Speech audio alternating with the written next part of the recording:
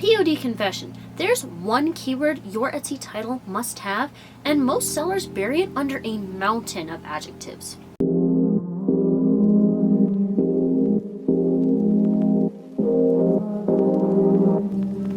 A short time ago, Etsy said that they preferred shorter, cleaner titles for your Etsy listings, and a lot of sellers panicked, concerned that they had to cut their titles in half.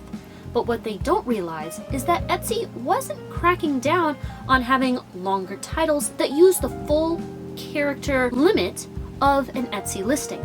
Instead, they were cracking down on keyword stuffing and listing titles that don't actually help a shopper find what they're looking for. So, how do you write a good Etsy title?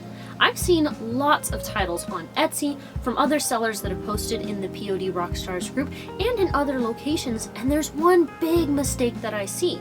Sellers, when writing their listings, start their title with lots of adjectives and descriptive words that describe the product, which seems like a good idea, except when you consider a customer's perception of a title and how long it takes them to figure out what a product is and if it clicks with them. For example, funny, sarcastic, office, humor, in front of the main keyword that they need to include at the beginning of their title. And that most important keyword is your product type, your mug, t-shirt, tumbler, sticker, journal. That keyword, that product type, is the primary keyword you need to have front and center of your title. Etsy's algorithm, and specifically your customer, needs to know exactly what your product is the second they see the beginning of your title. And if they don't understand it because there's so many adjectives, then they just scroll past. This is especially true for mobile listings, and a lot of Etsy customers shop via the mobile app. On the mobile app, the Etsy view of a listing in search cuts off the ending part of the title, which means that if your title has a lot of adjectives and descriptors at the beginning of the title and the noun farther down the row, if your thumbnail isn't clear on what your product type is, customers get confused and scroll past.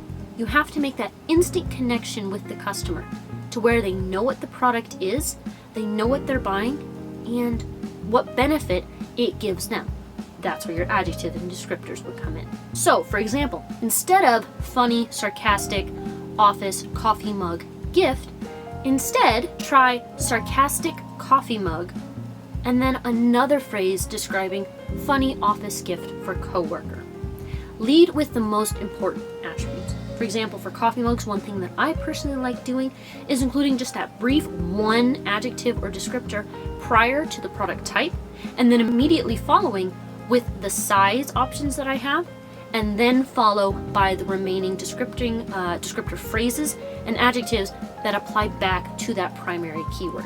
So if you're having a little bit of trouble figuring out your titles, or maybe you're concerned that customers are getting confused by what your product is, take a look at your titles. When they search for it on mobile, is the product type, that main keyword, being pushed farther back to where they can't see it in that brief preview? Or is it at the beginning, where customers instantly get what that product type is? This is also super important if your thumbnail is busy at all, or if there are a lot of things going on in your first image.